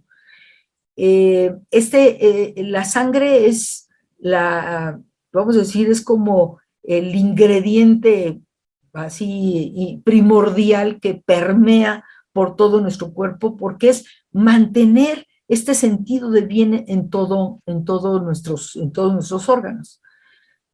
Y otro ejemplo, bueno, el corazón. El corazón, ¿qué es lo que representa? La autosuficiencia. ¿Por qué? Miren, una enfermedad de riñones, por ejemplo, le pueden quitar a una persona un riñón y sigue viviendo. Un pulmón, también. Pueden quitarle la vesícula, perfecto. Pero el corazón es el único órgano que sostiene a todos los demás y él no depende de ninguno. ¿Qué es lo que entonces está representando? Eso, la capacidad de ser autosuficientes. Y cuando hablamos de autosuficiencia es abastecernos en todos sentidos, no necesitar de nada, o sea, que no haya una dependencia. Creo que un problema que es muy común es eso, ¿no? Que la gente cree que depende de otro. Digo, es normal en el caso de un bebé, sí, de un niño hasta determinada edad, pero la gente de repente como que siente que no puede y que tiene que estar dependiendo de otro para poder vivir o existir. Pues simplemente analicen, ¿no? Cuántas canciones de amor hay de que si me dejas me muero, y en fin, ¿no? Este tipo de cosas. Pero bueno, más allá de todo lo romanticón que haya en ese sentido, aquí lo interesante es entender que somos individuos, y decir individuos significa que no estamos divididos, que somos una entidad completa, total, y que no tenemos que depender de nada ni de nadie, y que aquello que nosotros deseamos lo podemos causar por nosotros mismos. Y ese es el sentido de la autosuficiencia. Bueno, vamos a analizar un poquito qué cosa es el dolor. Pues el dolor es el producto de las convicciones de la mentalidad. Me voy a detener en esta palabra convicción. Convicción es cuando yo ya estoy convencido de algo. Entonces yo tengo la convicción de que si son 5 para las 4 y que no voy a llegar al banco, digo no llego y no llego. Estoy convencida que no llego. Es decir, cuando yo doy por hecho algo y que digo, eso es lo que va a suceder. Y hay muchas cosas y muchos enfermedades que la gente dice, no, es que ya me dio, no, ya tengo la garganta, ya me va a dar el catarro, ya me conozco. El dolor es precisamente la manera en que el cuerpo nos está advirtiendo, nos está avisando. El dolor, dice aquí, es conciencia de dolor. ¿Qué significa? Que el dolor, si yo estuviera anestesiada, pues no me doy cuenta del dolor. El dolor es porque me hago consciente del dolor. Y esta conciencia del dolor la ubico y es para que yo tenga la pauta de qué es aquello, qué pensamiento es aquel que está causándome la experiencia de este dolor. Por eso el cuerpo, pues es un mapa maravilloso en donde tenemos así la posibilidad de analizar qué es lo que estamos pensando y poder corregirlo, que es lo mejor de todo. ¿Cuál es la propuesta? Pues la propuesta es cambiar el enfoque acerca de estas convicciones de pensamiento que tenemos.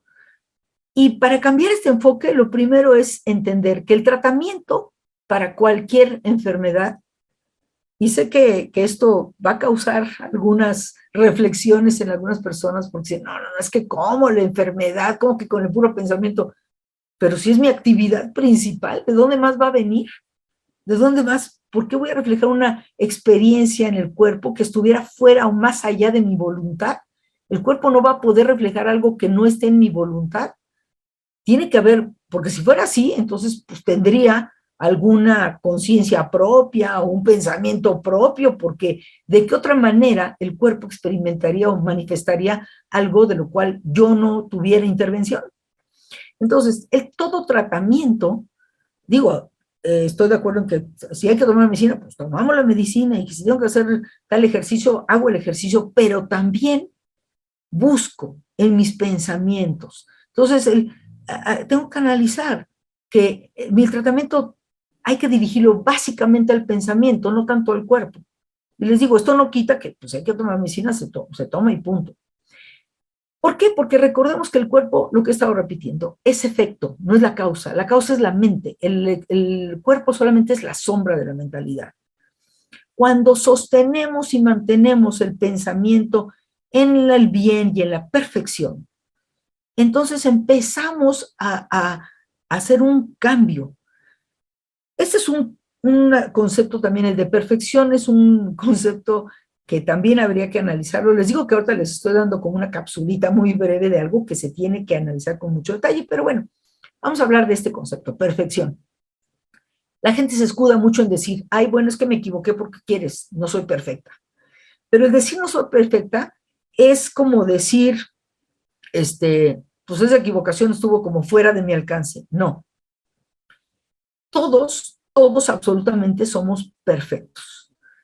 En el sentido de que tenemos la posibilidad de desarrollarla. La perfección se desarrolla. Ya se tiene, pero se tiene que desarrollar. Es decir, un niño porque no pueda hacer algo que no hace un adulto, no es tonto, es niño. Es un niño que tiene la capacidad de convertirse o de transformarse en alguien que se va a ir desarrollando y va a ir actualizando su perfección. Es un poco, les voy a poner un ejemplo más sencillo, como tener una semilla de naranja. En esa semilla de naranja ya viene la posibilidad, viene su propia perfección de convertirse en un árbol de naranja que dé más naranjas. Pero hay que, claro, tiene que estar en la tierra adecuada, con el cultivo adecuado, con todas las condiciones para que se pueda desarrollar y pueda manifestar su perfección. En el caso de los individuos, también todos somos perfectos, pero esa perfección hay que desarrollarla. Es decir, se desarrolla a través de irnos haciendo conscientes de que puedo, de que soy capaz, de que soy autosuficiente. Pero la gente no lo propicia y se escuda en este sentido de que no, es que yo no soy imperfecta, yo soy imperfecta. Y esto pues es un pensamiento que habría que ir erradicando y simplemente probarlo. Yo lo que digo es, pruébalo. No se trata de que me crean, se trata de probar. Si yo cambio el pensamiento, voy a empezar a ver también cambios tanto en mi cuerpo como en mis experiencias. ¿Por qué la propuesta de hablar de la estética? Porque miren, la estética viene del griego que significa, viene del griego aesthesis, que significa sensibilidad. Es una rama de la filosofía que va orientada hacia la belleza. El goce estético es algo sublime, es una sensación maravillosa y a todos nos ha pasado que ante un determinado, generalmente lo que más de inmediato abordamos es el tema de la pintura, pero puede ser la pintura, la escultura, la arquitectura, cualquiera de las artes. El simple hecho de estar un día en la playa, ver un atardecer y que es bueno, qué maravilla estar aquí, esa es la sensibilidad. Sensibilidad, yo sé que también se van a preguntar, bueno, pero es que hay cuadros que son, pues así como, pues vamos a decir, no tan agradables, o que son feos, o que hablan de guerra, o que hablan de pobreza, o de tristeza. La sensibilidad tiene que ver con el hecho de que yo sienta algo. Puedo sentir gozo, puedo sentir también rechazo, pero sentí algo. Entonces, sí, la sensibilidad es la capacidad de ser afectados por algo externo a nosotros, pero que produce en nuestro sentir un movimiento. Yo pienso que si tengo la posibilidad siempre de elegir, ¿por qué elegir estar mal? ¿Por qué elegir pensar en lo dramático, en lo triste? ¿Por qué elegir estar pensando en todo lo desagradable? ¿Por qué estar viendo las noticias? La gente dice, pues es que yo tengo que ver las noticias porque tengo que estar informado. Te informas, ¿y qué haces con esa información? Ah, bueno, es que me sirve para protegerme cuando yo salgo a la calle y sepa yo por dónde ir o por dónde no ir. Hay gente que pasa por esa misma calle y a unos en calles muy transitadas los han asaltado y otros en calles poco transitadas, pues no les ha pasado nada. Este análisis de cómo funcionan estas situaciones, les digo, nos arroja el hecho de que no siempre es lo mismo. ¿Por qué? Porque lo único que puede diferenciar a un individuo de otro es lo que piensa. De modo que la propuesta estética es, ¿por qué no hacer el esfuerzo de, en vez de estar orientando todo el tiempo mi pensamiento hacia lo equivocado, ¿por qué no mejor hago el esfuerzo de centrarme en lo bello, centrarme en lo que, por conveniencia, si ustedes quieren, por conveniencia propia, me voy a centrar en aquello que me gusta, que me hace sentir bien? ¿Qué necesidad de estarme sintiendo mal? Cuando tengo la oportunidad, porque esa es mi opción, decidir sentirme bien. Digo, ok, oye, pero si estoy manifestando tal enfermedad, ¿cómo me voy a sentir bien? Pues precisamente para quitar esa enfermedad tengo que buscar todo aquello que me haga sentir bien. Y esa es precisamente la propuesta. Miren, hay muchos, ahora hay la famosa arteterapia y hay muchas terapias que tienen que ver con que la persona exprese a través del arte, cualquiera que haya elegido, vaya sacando. ¿Y qué es lo que tiene que sacar? Pues los pensamientos que tiene ahí, que están detenidos, atorados, que le han impedido acercarse a la belleza de la vida. Porque les digo, ¿cuál es el objetivo de estar mal? De estar pensando lo malo. Es que es por precaución, es que tengo que prever lo que puede pasar. Pues hay que prever desde lo bueno, desde lo correcto, de sostener el pensamiento en lo que me conviene pensar bien. Una persona, simplemente miren, es una persona que sale a la calle y sale temerosa. Es blanco fácil de que la pueden asaltar o le pueden hacer algo, porque hasta se nota. Y aparte se siente tan mal y está tan desprotegida que va a estar temblando, y pues obviamente tiene menos capacidad de reacción que una persona que está centrada. Además de que, pues yo creo que tiene la persona que está en su centro, que está en armonía, que está pensando en su seguridad, que va pensando más en seguridad que en fragilidad, yo considero que puede tener muchas más fuerza para en un momento tomar una decisión, además de que ni siquiera tiene por qué pasarle, pero bueno, es una opción. Shakespeare, en una de sus obras, tiene una frase que dice, no hay nada bueno ni malo, el pensar lo hace así. Miren, pongo aquí el ejemplo de una fiesta. Hay personas que estando en una fiesta, no falta el que está arrinconado, tristeando o criticando, es la misma fiesta. Pero hay quien decide pasársela bien, gozar, disfrutar, y hay quien decide nada más estar rumiando sus problemas, o estar criticando, o estar sintiéndose mal. ¿Por qué? Porque hay otra ley que se llama la ley de la individualidad, y esta ley dice, la vida es totalmente individual. Esto se refiere a que nadie puede pensar ni sentir por otro, porque la vida es individual. Yo puedo querer mucho a una persona, pero lo que yo siento es mío.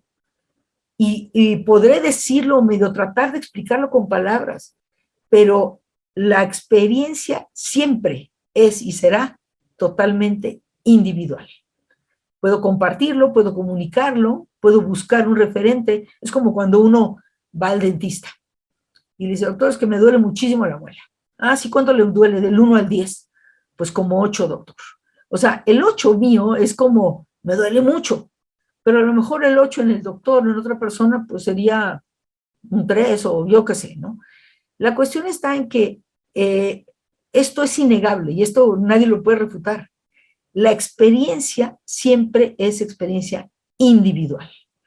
Por esta razón es que, por eso aquí, el paisaje le pertenece a la persona que lo observa, porque es como, desde mi perspectiva, cómo lo veo, cómo lo enfrento. Tenemos claro, afortunadamente, pues sí, la comunicación con los demás, que nos permite comparar, nos permite, pues sí, entrar en diálogo con los demás, pero finalmente la experiencia siempre es individual. Así es de que ¿por qué no hacer uso de esta gran maravilla que tenemos de saber que somos seres mentales pensantes y pensar lo bueno? La gente dice, ay, es que tú piensas así como, ay, muy rosita, ¿no? Ay, todo lo bueno, todo. Bueno, es que no es un sentido cursi, no, yo prefiero enfocar mi pensamiento hacia algo que me haga sentir bien y no por engañarme, sino razonando de por qué le estoy dando tanta fuerza a algo equivocado si lo puedo cambiar. Está en nuestra mano hacerlo. No estamos hablando de que sea algo que tenemos que ir hasta Marte a conseguir una piedra que nos ayude a cambiar. Pues no, es algo que ya tenemos. Entonces, el sentido de salud tiene que ver con esto, con que tenemos que, o los invito más bien, no es una obligación, es una invitación a cambiar la mirada, a cambiar la mirada hacia el bien, hacia lo bello, hacia lo bueno, hacia lo armonioso, hacia lo que me haga sentir bien, procurar en todo momento que mi mirada esté orientada hacia aquello que sea satisfactorio, que sea agradable, que aun cuando puede yo tener experiencias equivocadas, pues no, ¿de qué me sirve atorarme en todos los días estar pensando la misma idea equivocada de lo que pasó? Pues pasó, pero precisamente así cambio y mientras tenga vida, tengo conciencia de poder pensar diferente. Miren, la conciencia es la capacidad de tener conocimiento. Conciencia es con conocimiento, es darnos cuenta. Y una persona, cuando decimos, pues lo están operando, le pusieron anestesia, está inconsciente, en ese momento está suspendida, porque no está muerta, está suspendida su capacidad de darse cuenta de lo que está pasando. Pero si la conciencia es la que le da sentido a mi vida, pues ¿por qué no hacerme consciente de lo correcto, de lo bueno, de lo gratificante, de aquello que me permita desarrollarme, crecer? Entonces, pues eso es entender que todo, absolutamente todo está en el pensamiento. Y si cambiamos el pensamiento, cambia la experiencia. Y cambia la emoción y cambia la experiencia. Es el individuo quien con su propio pensamiento provoca que en su cuerpo se manifieste la salud o la enfermedad. Porque recuerden, toda enfermedad, toda es autoinducida. Y por lo tanto, también tiene que ser autosanada. Si yo la formo, si yo la creo, pues yo también la tengo que reparar. Porque sería absurdo que yo me causo algo, pero después a ver cómo lo compongo. Ah, pues tengo que ver de dónde, algo afuera. No, no es afuera, es en realidad el trabajo tiene que ser un trabajo individual orientado a a poner atención en el pensamiento, a poner atención en que pues el tiempo que yo esté en esta etapa de conciencia, pues que esté orientada a que me enfoque yo en lo bueno y que me enfoque yo en lo mejor, porque voy a desgastar mi vida en estar viendo todo el tiempo lo equivocado cuando tengo la oportunidad de verdaderamente experimentar esta maravilla que es la belleza de la vida. Así de que bueno, solamente es terminar con algo que se me hace muy interesante, muy fuerte, muy motivador. Lo natural en nosotros es estar sanos, lo antinatural es estar enfermos. Por eso, si lo natural es estar sanos, entonces busquemos estar en este estado natural, que es lo que nos ha permitido, como sea, llegar a la edad que estamos, porque en lo que ha permanecido mayormente en nosotros es un estado de salud. Si hubiera permanecido más el estado de enfermedad, pues probablemente ya ni estuviéramos. Pero les invito a que razonen, que mediten, que piensen esta propuesta y pues no me resta más que agradecer mucho su atención, agradezco la invitación y pues espero que se lleven una buena posibilidad de hacer un autoanálisis y probablemente empezar a sembrar una semillita de sentirnos mejor cada día. Muchas gracias.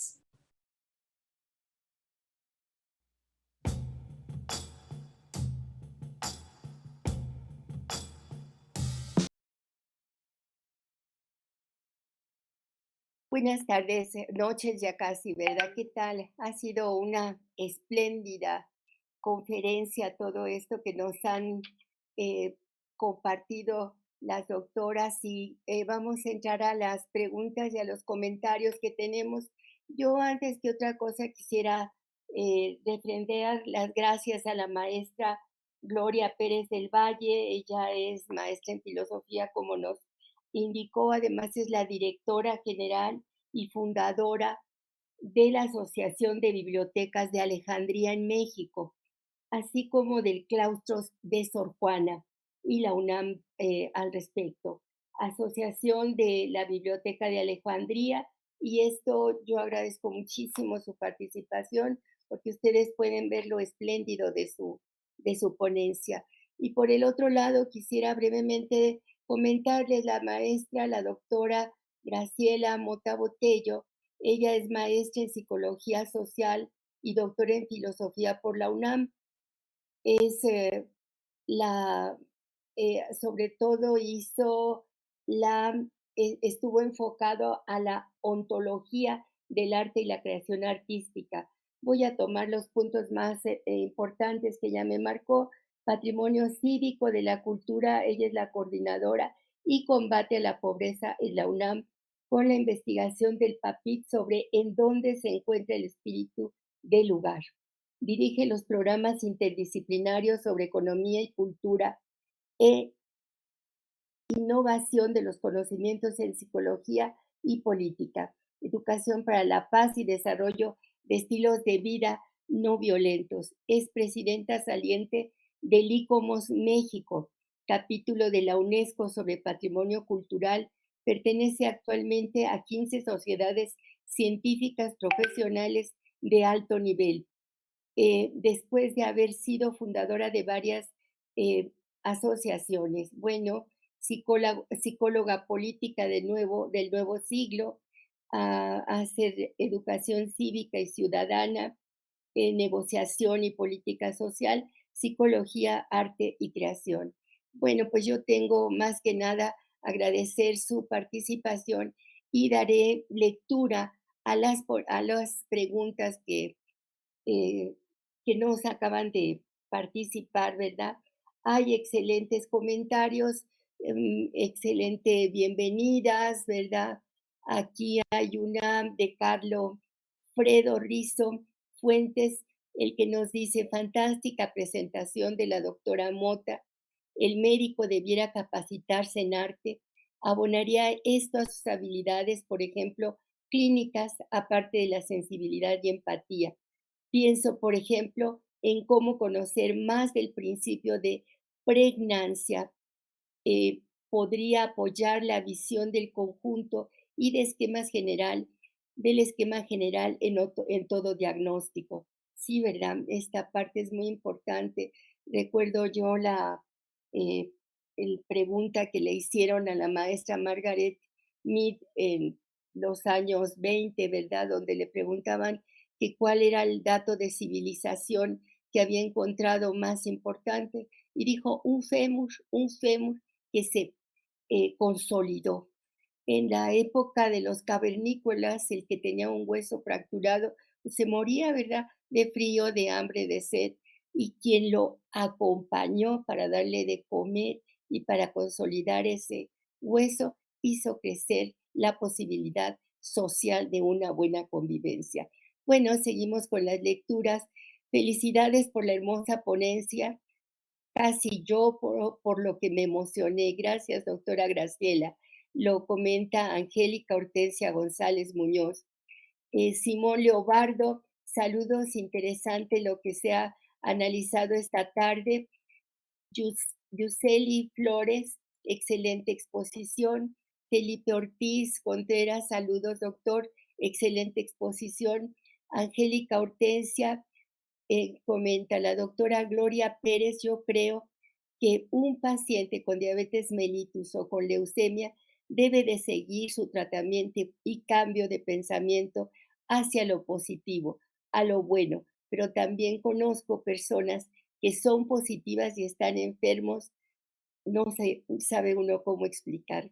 Carga genética, factores de riesgo, ¿verdad? Gracias a los ponentes, acepto la invitación de la doctora Gloria Pérez a reflexionar sobre los contenidos que amablemente nos comparte. Excelente ponencia, extraordinaria la unión de la cultura, el arte y la medicina. Evidentemente son extraordinarias ponentes. Muchas gracias por la invitación, Cleto Álvarez Aguilar.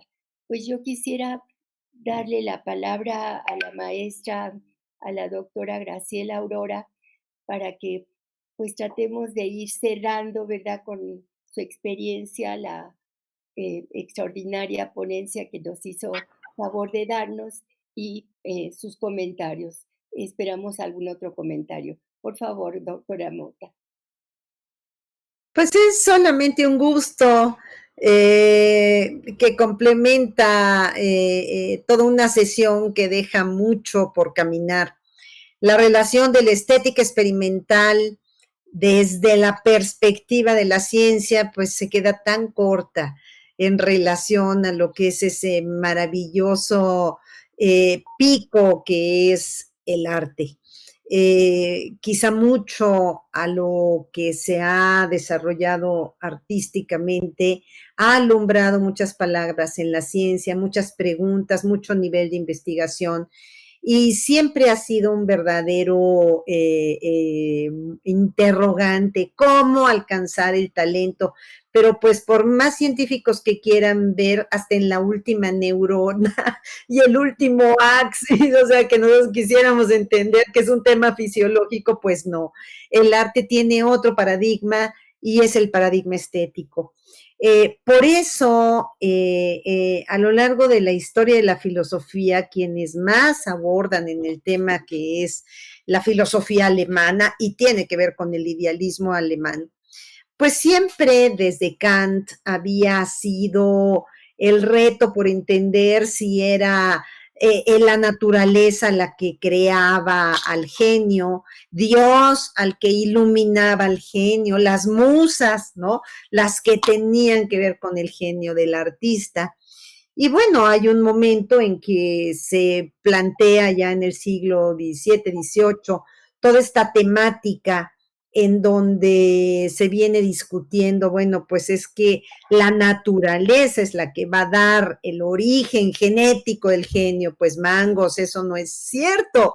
Y por eso seguir insistiendo desde la programación genética, el desarrollo de talentos es un error. Tenemos que movernos así un poquito, salirnos de la caja, ¿no? We must think out of the box, como dicen los gringos. O sea, esta parte es fundamental.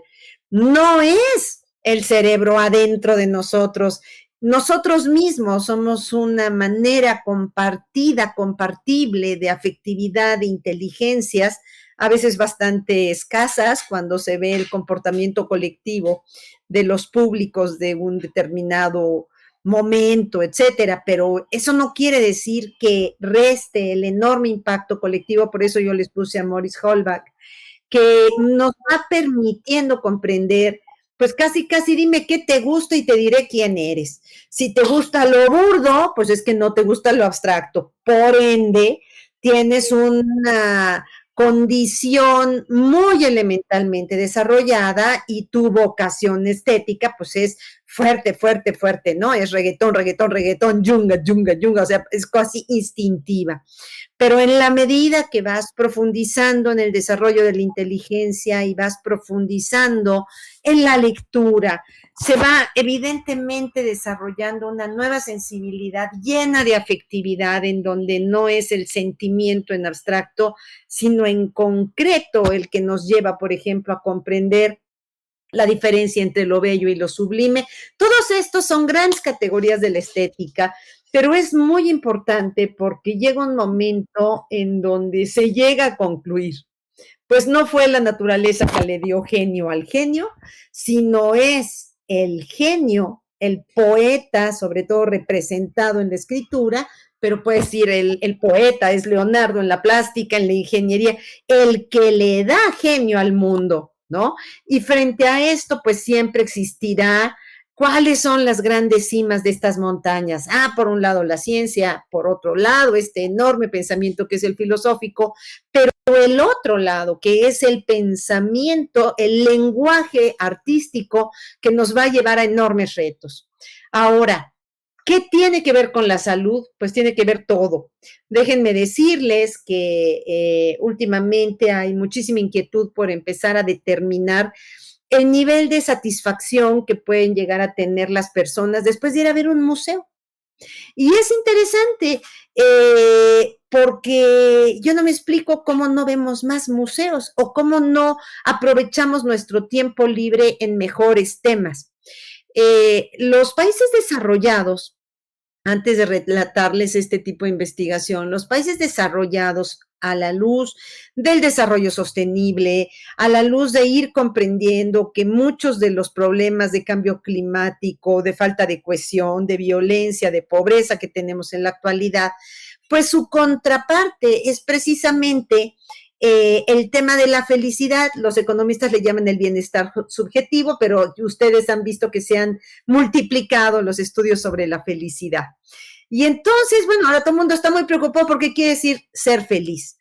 Y bueno, pues es muy interesante, si nos vamos a estas, yo podría hacerles una historia de la felicidad a lo largo de todo el pensamiento, pero lo que es importante es que se ha llegado a la conclusión de que la felicidad tiene que ver con el sistema límbico porque afecta la generación de hormonas que serían las oxitocinas. Y bueno, pues el hipotálamo se activa y bueno, ya ustedes saben mejor que yo todo esto, pero les quiero decir algo. No es sin contexto que todo esto sucede. O sea, no es el órgano el que va a crear una función, es la función la que crea el órgano y es aquí donde el arte transforma significativamente, motiva, emociona, comunica, permite un diálogo y eso es lo que yo les quise decir en mi exposición. ¿Qué hace Leonardo? Leonardo es un interlocutor, además, pues tenía astigmatismo, entonces imagínense el pobre con astigmatismo, pues yo creo que todo lo veía medio raro, pero entonces en esta vocación, pues no nada más inventa los primeros lentes, sino se pone a desarrollar toda una serie de investigaciones, pero todas las retorna al arte y el mismo arte le va desarrollando muchos caminos. Ahora con el descubrimiento de los cuadernos negros, ¿no? Los cuadernos ocultos de Leonardo, bueno, pues a mí me ha tocado estar en 2 grandes seminarios con los físicos cuánticos, y es algo genial. Y toda esta parte de la ingeniería hidráulica, bueno, pues la mayor sorpresa es lo que yo les acabo de exponer. ¿Cómo es posible que Leonardo, a partir de estar observando la naturaleza, haya llegado a la conclusión de que el algoritmo de movimiento del rizo del pelo de las mujeres que él pinta es el algoritmo del agua, de los flujos acuáticos que le van a permitir empezar a postular la transformación de lo que será las presas y mucho de lo que posteriormente se va a desarrollar en las ciudades para precisamente generar un saneamiento que conduzca el beneficio del recurso hidráulico para toda la calidad de vida. ¿Se dan cuenta? Entonces, el tema del arte y la salud, pues yo creo que lo ha expuesto también fantásticamente Gloria, yo creo que se complementa, pero yo sinceramente les digo, es tema de la estética. ¿Y cuál es el paradigma estético? Bueno, pues el paradigma estético no es hígado sujeto, ¿no? Sino es el objeto que es la obra de arte, es el proceso del creador, pero también es el proceso del espectador. Son los 3 y a eso se le llama experiencia estética. Nos dice Roland Barthes, un extraordinario filólogo, escritor, que lo mejor que todo autor le puede regalar a su lector es enseñarlo a ser su propio escritor. Ese es el paradigma estético. Y precisamente cuando uno se siente convocado, se alumbra, se inunda de la metáfora y junto con esto se pueden disparar una serie de elementos significativos a nivel del lenguaje porque se activa el pensamiento, pero el pensamiento se activa por la emoción, por la afectividad, por la imaginación. Entonces, no podríamos seguir suponiendo que es objeto, sujeto, me afecta el estímulo y yo reacciono como si fueran 2 entes aislados. Es una construcción dialógica que gracias a este maravilloso tema que ustedes nos invitan a platicar, pues nos permite comentarlo con la comunidad científica desde nuevas perspectivas, desde nuevos caminos, porque por más que sigamos haciendo experimentos y incrementando los niveles de oxitocina en abstracto, o no vamos a lograr entender lo que implica la pasión estética y mucho menos la pasión del vivir la vida como si fuera una obra de arte. Este tema inundó la X por determinar en el siglo XIX, repercutió de manera notable en el gran desarrollo tecnológico del siglo XX y frente a esto, no lo olvidemos, el arte tiene mucho que seguirnos dando y está fundamentalmente vinculado a la salud, a la felicidad, al sentido de la vida, de ser junto con otros. La vivencia estética siempre es estar uno junto con ese otro, que puede ser ese que soy yo, pero que no lo conozco. Que no lo conozco frente a lo que es esa maravillosa vivencia de la obra, pero puedo ser yo o pueden ser muchos otros con los que igualmente uno conversa y dialoga. Por eso hay mucho que aprender. Y claro que el arte, la cultura y la ciencia tienen que caminar como un camino compartido, porque todo esto está orientado a la calidad de vida y a los seres humanos. Muchísimas gracias. Gracias, doctora Mota. Bueno, pues creo que el espíritu y la intención de esta sesión es recordar que los médicos practicamos un arte, el arte médico, ¿verdad? Y el arte médico no se limita nada más a mirar, a oír, a diagnosticar, sino también a sentir por el de enfrente, porque ese de enfrente puedo ser yo, a estar a tener esa compasión que siempre hemos buscado en todo el equipo de salud, compasión, responsabilidad, corresponsabilidad, y todos nos hacemos el hecho de compartir las experiencias de nuestras extraordinarias ponentes ha sido con la intención de que esto que ven ellas, que se han dedicado a el arte, a abordarlo en forma plena, nos compartan un poquito de esa luz que tienen para que nosotros recordemos como equipo de salud, como personas más que nada, como seres humanos, en que somos parte de la misma especie, que no tenemos por qué hacernos un lado, sino ir juntos, ser inclusivos en la medicina, ser inclusivos, responsables y caminar adelante. Pues yo agradezco eh, la, el compartir de todos ustedes y bueno, tengo aquí en un chat que nos acaba de llegar del doctor Cosme Suárez de la Secretaría de Salud, donde nos dice muchísimas felicidades, gracias por compartir, excelente información, hemos recibido gran reflexión, se liga con conceptos de genética y bioética, agradecemos orientación a la mejora de la educación en la relación médico-paciente y familia, más medio ambiente interno y externo. Gracias. Y bueno, pues agradecerle a la maestra Gloria, a la maestra Mota y no sé si nuestra presidenta o alguien de la mesa directiva quisiera tomar la palabra. Gracias, Violeta. Gracias.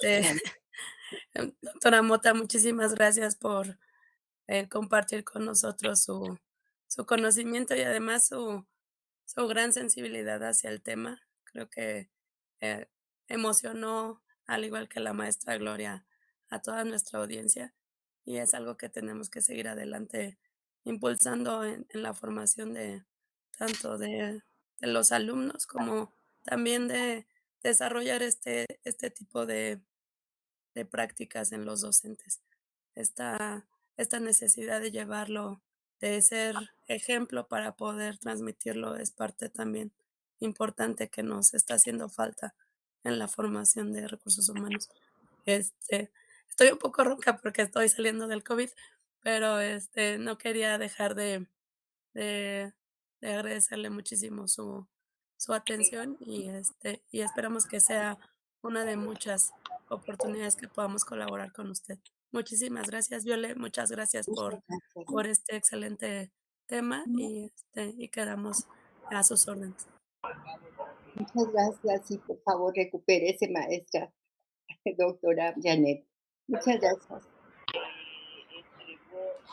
Gracias a todos por su paciencia. Gracias. Muchas gracias.